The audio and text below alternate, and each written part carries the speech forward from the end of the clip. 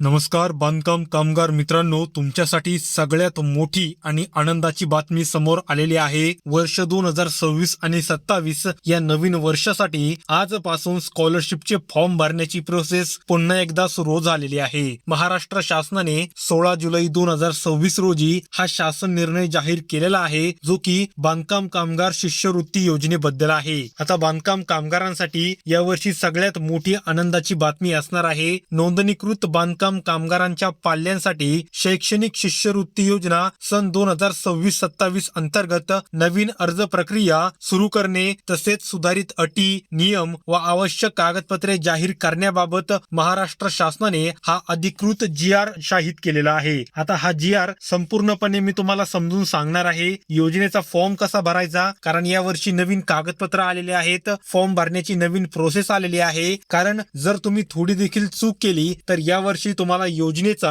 लाभ दिला येणार नाही. कारण मागच्या वर्षी अनेक बोगस बांधकाम कामगारांनी लाभ घेतल्यामुळे यावर्षी एकदम काटेकोरपणे नियमांचं पालन केलं जाणार आहे. महाराष्ट्र इमारत व इतर बांधकाम कामगार कल्याणकारी मंडळामार्फत नोंदणीकृत बांधकाम कामगारांच्या मुलामुलींना शिक्षणासाठी आर्थिक सहाय्य देण्याच्या उद्देशाने शैक्षणिक शिष्यवृत्ती योजना राबविण्यात येत आहे. या योजनेचा मुख्य उद्देश म्हणजे आर्थिकदृष्ट्या दुर्बल बांधकाम कामगारांच्या पाल्यांच्या शिक्षणासाठी प्रोत्साहन देणे आहे. शाळा सोडण्याचे प्रमाण कमी करणे आणि उच्च शिक्षणासाठी आर्थिक आधार उपलब्ध करून देणे हाच या योजनेचा मुख्य उद्देश आहे. आता बांधकाम कामगारांनो, सन 2026-27 या शैक्षणिक वर्षासाठी शिष्यवृत्ती अर्ज प्रक्रिया सुरू करण्यात येत असून सर्व पात्र नोंदणीकृत बांधकाम कामगारांनी विहित कालावधीत अर्ज सादर करणं गरजेचं आहे. आता तुम्हाला मागच्या वर्षीप्रमाणे यावर्षी कधीही अर्ज भरता येणार नाही. एक टाइम टेबल दिला जाईल, त्याच टाइम पिरियड मध्ये तुम्हाला त्या इयत्तेचा स्कॉलरशिप अर्ज भरावा लागणार आहे.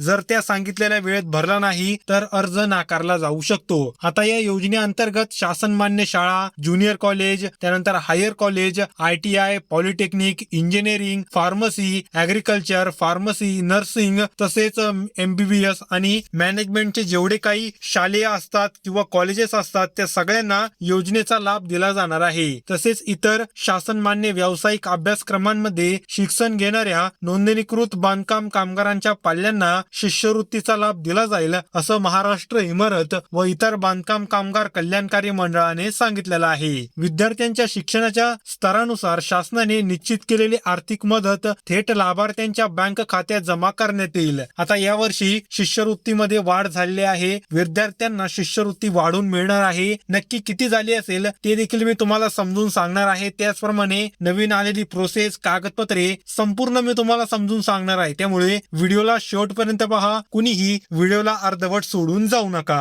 प्राथमिक, माध्यमिक, उच्च माध्यमिक तसेच पदवी व व्यावसायिक अभ्यासक्रमासाठी वेगवेगळ्या दराने शिष्यवृत्ती मंजूर केली जाईल. पात्र अर्जांची पडताळणी पूर्ण झाल्यानंतर लाभार्थ्यांना त्याची रक्कम थेट लाभार्थ्याच्या बँक खात्यात जमा करण्यात येईल. 2026-27 या वर्षासाठी अर्ज प्रक्रियेमध्ये काही आवश्यक कागदपत्रे, पात्रता निकष व अर्ज सादर करण्याची कार्यपद्धती बदल करण्यात आलेली आहे. सर्व बांधकाम कामगारांनी अर्ज सादर करण्यापूर्वी खालील सूचना काळजीपूर्वक वाचून आवश्यक कागदपत्रांसह अर्ज सादर करावा. आता हा व्हिडिओ पाहिल्यानंतर जेवढे काही कागदपत्र तुम्हाला सांगेल ते संपूर्ण जमा करायचे आहेत आणि लगेच फॉर्म भरण्याची प्रोसेस सुरू करायची आहे. आता दिलेल्या कालावधीत संपूर्ण व योग्य अर्ज प्राप्त झाल्यास आणि सर्व कागदपत्रांची पडताळणी समाधानकारक आढळल्यास साधारणपणे 1 महिन्याच्या आत शिष्यवृत्तीची रक्कम थेट लाभार्थ्याच्या बँक खात्यात जमा करण्यात येईल, असं आपल्या वरिष्ठ अधिकाऱ्यांनी आपल्याला सांगितलेलं आहे. आता 2026-27 या वर्षामध्ये स्कॉलरशिपचा अर्ज भरण्यासाठी खालील कागदपत्रे लागणार आहेत, जे की तुम्ही ध्यान देऊन ऐका आणि एक चेकलिस्ट तयार करा. तुमच्याकडे ते कागद तयार आहे की नाही प्रत्येकाने कमेंट बॉक्स मध्ये मला नक्की सांगा. आता नोंदणीकृत बांधकाम कामगाराचं ओळखपत्र, जे की स्मार्ट कार्ड किंवा नोंदणीचं प्रमाणपत्र असतं, ते तुमच्याकडे असायला हवं. त्यानंतर कामगाराचे अद्ययावत नोंदणी प्रमाणपत्र म्हणजेच त्याच्याकडे रिन्युअलची पावती असायला पाहिजे, जी की आता नवीन स्वरूपात चालू झालेली आहे. तुम्हाला ती नवीन पावती डाउनलोड करणं अत्यंत गरजेचं आहे. ती कशी डाउनलोड करायची माहिती नसेल तर कमेंट बॉक्स मध्ये विचारा. विद्यार्थ्याचा आधार कार्ड लागणार आहे. सगळ्यात महत्वाचे कागदपत्र आहेत कामगार मित्रांनो, त्यामुळे व्यवस्थित ध्यान देऊन ऐका. त्यानंतर कामगाराचा आधार कार्ड लागणार आहे. विद्यार्थ्याचा अलीकडील पासपोर्ट साईजचा फोटो लागणार आहे. चालू शैक्षणिक वर्षाचा प्रवेशाचा पुरावा लागणार आहे, ऍडमिशन रिसिप्ट. जर ती नसेल तर त्याला ऑरला काय आहे मी तुम्हाला ते सांगतो. संबंधित शाळा किंवा महाविद्यालयाचा बोनाफाईड प्रमाणपत्र हे याला ऑरला आहे. दोन्ही पैकी काहीतरी एक आणा. शक्यतो बोनाफाईड प्रमाणपत्रच आणणं गरजेचं आहे. मागील वर्षाचं तुम्हाला रिझल्ट लागणार आहे, मार्कशीट लागणार आहे, त्यानंतर विद्यार्थ्याचे किंवा पालकाचे बँक पासबुकची झेरॉक्स किंवा ओरिजिनल.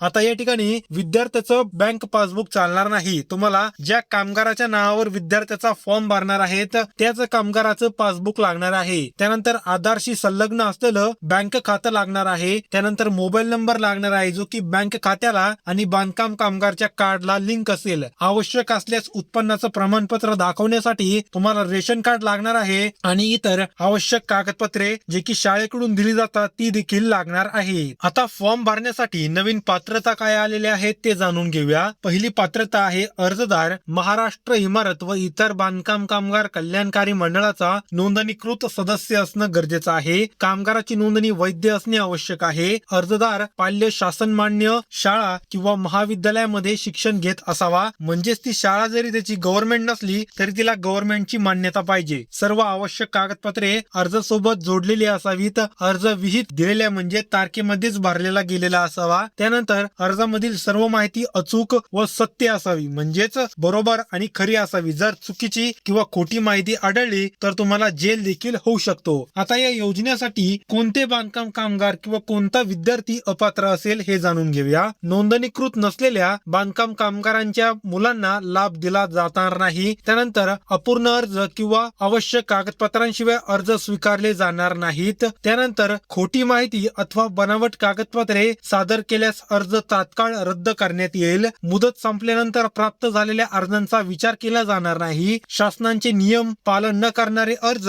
लगेच अपात्र ठरवण्यात येतील अशी अपडेट सरकारने आपल्याला दिलेली आहे. आता अर्ज भरण्याची प्रोसेस नक्की कशी आहे हे आपण जाणून घेऊया. तुम्हाला यासाठी डायरेक्ट वेबसाईट वर जायचं आहे. जर तुम्हाला घरी फॉर्म भरता आला नाही तर सेतू कार्यालय किंवा सायबर कार्यालयामध्ये जाऊन तुम्ही हा फॉर्म भरून घेऊ शकता. अधिकृत अर्जाचा नमुना प्राप्त करावा किंवा ऑनलाईन अर्ज उपलब्ध असेल तो भरावा. अर्जामध्ये विद्यार्थी व कामगार यांची माहिती अचूक भरावी लागणार आहे. त्यानंतर जी काही आवश्यक कागदपत्रे असतील ती स्वच्छ व स्पष्ट तुम्हाला जोडावी लागणार आहेत. अर्जाची माहिती पुन्हा तपासून तुम्हाला सही करायची आहे, सिग्नेचर करायची आहे. अर्ज संबंधित कामगार सुविधा केंद्र, जिल्हा कामगार कार्यालय किंवा अधिकृत ऑनलाईन प्रणालीवर मुदत जी तळलेली असेल त्यामध्येच फॉर्म भरावा लागणार आहे. त्यानंतर अर्जाची पडताळणी पूर्ण झाल्यानंतर मंजुरीची प्रक्रिया सुरू करण्यात येईल. मंजूर लाभाची रक्कम थेट लाभार्थ्याच्या आधार लिंक असलेल्या बँक खात्यात जमा करण्यात येईल. पात्र लाभार्थ्यांच्या खात्यात शिष्यवृत्तीची रक्कम साधारणपणे 1 महिन्याच्या आत जमा करण्यासाठी प्राधान्याने कार्यवाही करण्यात येईल. त्यामुळे कामगारांनी याची सूचना घ्यायची आहे. आता कामगारांसाठी महत्वाची सूचना आहे, सर्व माहिती फॉर्म भरताना अचूक द्यायची आहे. मोबाईल क्रमांक